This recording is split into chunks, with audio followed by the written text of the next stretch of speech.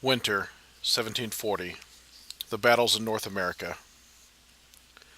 The fighting in North America opened when France, along with her colonists and allies, marched from Canada and the Ohio Valley into the English-controlled New England and Middle Atlantic colonies. France planned on attacking New England with 3,000 troops, and the Middle Atlantic colonies with 2,400 troops. England was able to defend with 3,000 and 1,800 troops, respectively. On their march into New England, France was able to convince the natives to support their attack by providing 1,800 warriors, while the English were only able to raise 600 to their cause. In total, the French had 4,800 men, while the English only had 3,600 for the defense. The two opponents found themselves across from one another in a fairly open field. No discernible terrain was present, and those few roads that were available for use were of little consequence. The British forces made use of the boggy creek that wound itself across the field and set up their lines of battle to the south of this feature. A short line of hasty breastworks was thrown up on the western end of the line in order to block the ford that crossed the creek at that point. British regulars held the left end of the line, while militia and light infantry held the center.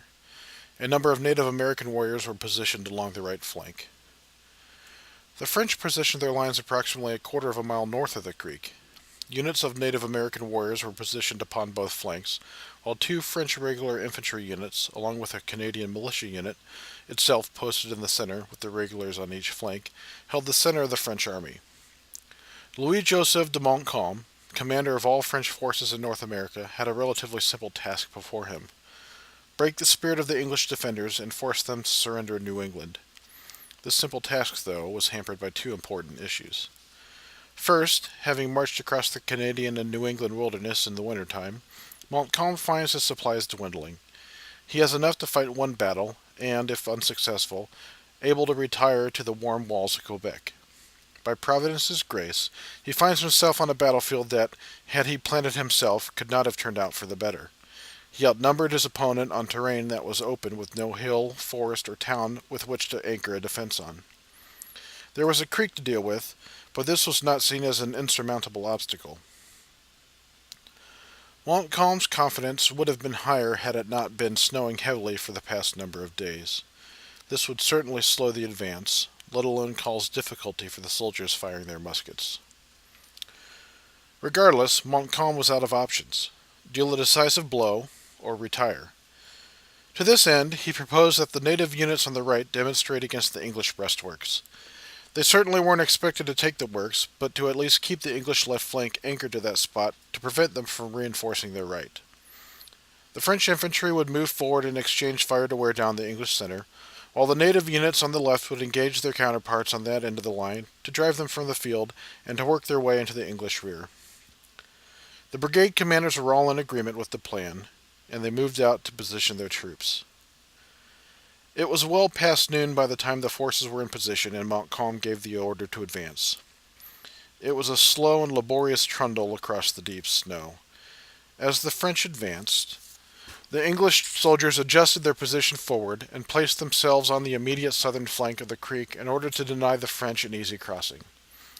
In fact, the position was so advantageous that the French would have to drive them out with the bayonet alone, all the while receiving musket fire from the redcoats in order to gain the position. The results of this English advance would have to wait, however, as the French allies in front of the breastworks came within range of the defending muskets. One unit did rout towards the rear, gathering in a nearby village to rally themselves, while the other unit held firm. The English defender advanced out of the breastworks with the intent of driving the remaining unit away. The line of French infantry finally came within range of the muskets on the southern bank of the creek. Long sheets of flame leaked out from the English muskets, while French and Canadian soldiers fell to the ground, all the while continuing their stoic advance upon the northern bank. Meanwhile, French allied units on the left flank had made it up to the creek and had crossed unopposed, turned, and began marching towards the English flank. It wasn't too long before they became engaged with the allied units defending that position. Shots of musket fire rang out, and the whoops and cries of men engaged in fierce hand-to-hand combat could be heard. The English commander, sensing a weakness along his right flank, decided to pull his units back from the creek. Montcalm, noticing this, quickly ordered his line forward across the creek. By this point, The sun had begun to dip, and the skies began to darken. The French line had finally established itself on firm soil, as the two opposing lines raised their muskets towards one another. With a great thunderous roar, spurts of flame and smoke emerged towards one another. The wet thwack of lead ball tearing through soft flesh, followed by moans and cries, could be heard through the thick smoke. After a few moments, when the smoke had cleared, Montcalm's line was holding firm. The English militia had broken for the rear, while the regulars towards the left had given ground, but still faced the enemy. The French allies on the left were finally gaining the upper hand, when suddenly the English native units broke and routed for the rear. The English commander, sensing the collapse of his entire line, ordered his remaining units to form a second line to the rear. Montcalm, sensing imminent victory, sent out orders to all his commanders to make a general advance. But it was not to be, as Montcalm's clock had run out as night began to fall. Unable to see where the enemy was, he had no choice but to call off the attack. The English, though on the verge of collapse, had not broken and were able to rally the remaining troops to hold off an attack they learned was not going to come. The fight was brief, but bloody. Of the 4,800 men engaged, the French had lost about 450 killed and wounded. The English had lost about 300 killed and wounded, though an additional 750 ran from the field never to be seen again. Though the English had lost more in total, they did not break and maintained control of the territory. Montcalm, having been bloodied and certainly frustrated by the lack of success, retired his army to Quebec in good order, ready to fight another day. While this was the close of the battle in New England, another battle was looming in the Middle Atlantic Colonies. The English commander, sensing he was in a poor strategic and tactical position, rode out to meet the French commander under a flag of truce. The English offered terms to the French that if they were allowed to leave unmolested, the English would surrender the Middle Atlantic colonies to the French. The French commander accepted the terms and even went a step further by allowing the English force to surrender with honors, maintaining their colors and arms, and gave an artillery salute as the English troops marched by. The troops marched up to New England to reinforce the depleted army there, while the French troops settled into their newly acquired territory. Towards the end of winter, the native allies dispersed and returned to their villages. Thus ended the military actions of North America during the winter of 1740.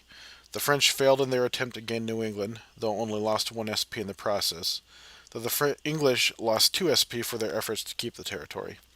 The English surrendered the Middle Atlantic colonies to the French, who occupied it with 4 SP, while retreating their 3 SP to New England. Thank you for taking time to watch this video. Please like and subscribe so you can be informed of future battle report videos as they are posted.